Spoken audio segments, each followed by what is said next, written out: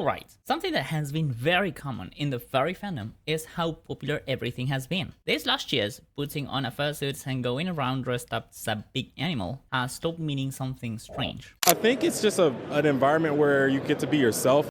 Okay, admit it, you have a slight furry fascination. Let's ask Annie the boxer dog, what does furry fandom mean? Furries have appeared on TV multiple times, and one very not so popular portrayal of us has been Fur and Loathing, an episode by the renowned crime series CSI. You have a name, Miss, My friends call me sexy. As well as that infamously comical appearance, furries have made their way into the mass media communication channels. It takes just a few seconds to go to the web and type in furries in the news. It's very common nowadays to see this, because the furry fandom has moved from being a niche internet tribe to being something easily spotted. Ruben, I think the furries are in town, otherwise somebody's just trying to stay warm.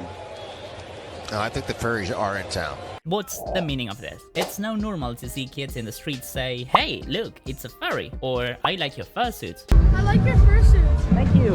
Something which didn't used to happen, at least here, like 10 years ago. People are curious. Just as it happened with the anime and the otaku community, the furry fandom has made its way into social and mass media in the last decade.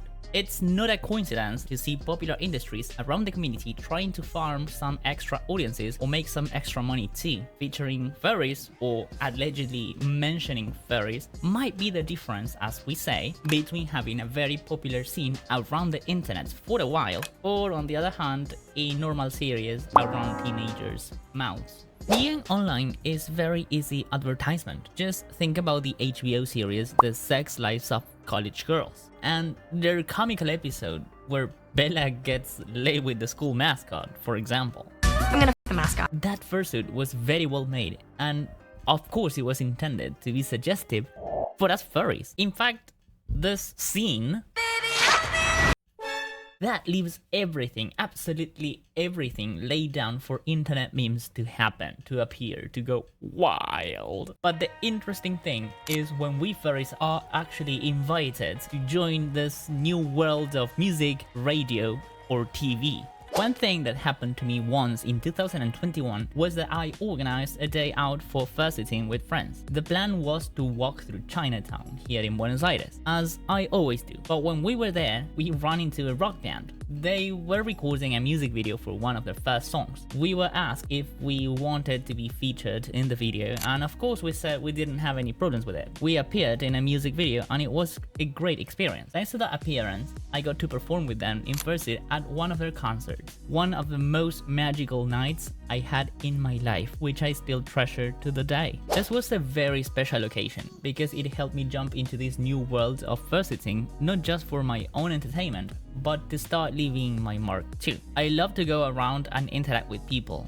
I love public fursuiting, and I try to take every chance I have to show myself in fursuits around my city. It was in 2023 though that I had my big appearance. The manager of a very popular trapper from Buenos Aires got in touch with me through Instagram. They were offering me a featuring in one of the artist's latest songs, which had some lyrics describing geek culture. It never made reference to furries, but that was, in my opinion, better. The magic of including a fursuiter in a video is not mentioning it, it's just showing the whole thing. The same strategy was used in this HBO series from the beginning, where they only mentioned that the girl is going to be interacting with the school mascot. They never mentioned furries or anything. They just mentioned the name, like Franklin the Fox. Franklin the Fox? Which is implied to be a very furry-like trait. Nonetheless, going back to this music video, the visuals of this clip were stunning. I had the chance to interact with someone I have admired for quite a long time. I met him. I mean, the singer. I wanted to know him for quite a long time. And I had a lot of fun. Yes, pictures and personal clips were amazing too, but the whole memory and the whole experience of being involved in such a project was what stood up at the end of the day. Now my question remains as, why furries? Why is it common, or at least how is it attractive to include furries in pop culture?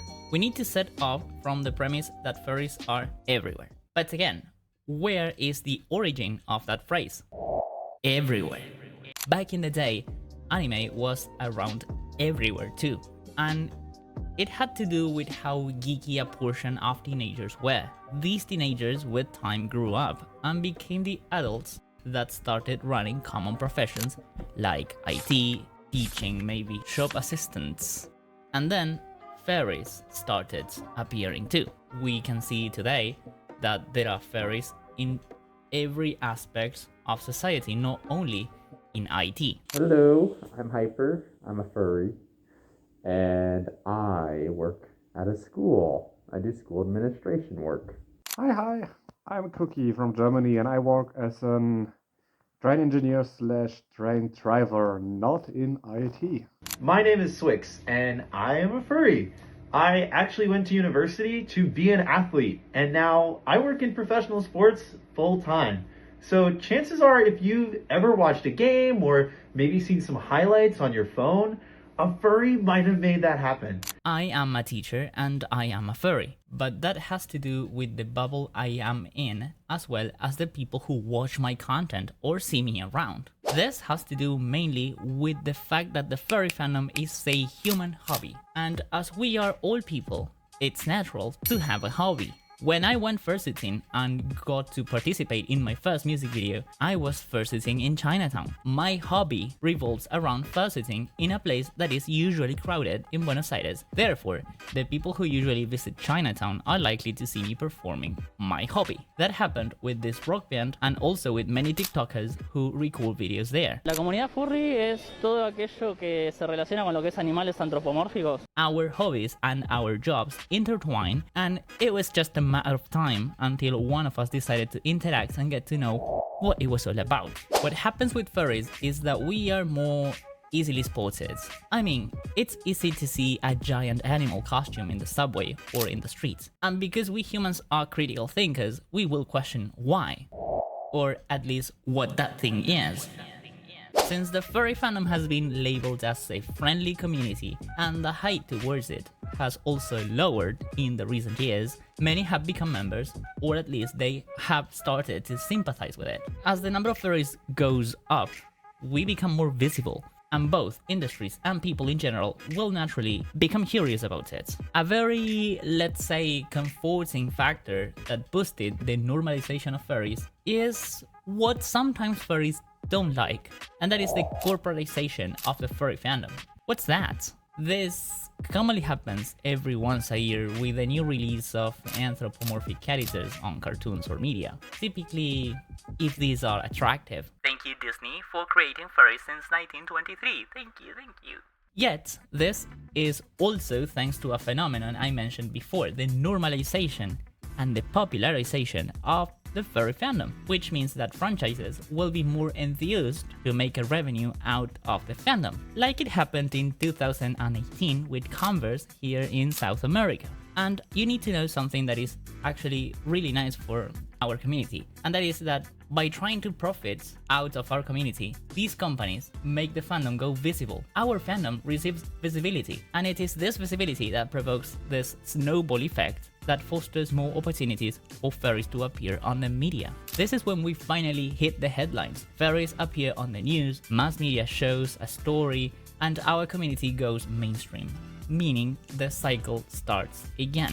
Sometimes we furries are seen as an underground community and things like the CSI episode happen. Likewise, opportunities to appear in underground media open for furries, like it happened to me last year when I was featured in an indie movie. But that's a story for some other video, I promise. What I meant is that these connections are essential for furries to spread out around the media. The crew, for example, of this movie I was invited in, knew a journalist who wrote a newspaper article about us, about furries, and that was thanks to an interview I had with him where I also invited 15 other acquaintances that I had. Opportunities for furries to hit the headlines are everywhere, but we all know something very clearly. We are no longer in the shadows. Furries are popular, furries are everywhere, and we are likely to go on growing for the upcoming years. I hope you guys have enjoyed this video. Have you ever made it to the news or the TV? Tell me about that experience in the comments. I would really like to read it. If you enjoyed the video, don't forget to like and subscribe to my channel. I hope to see you soon in my next video.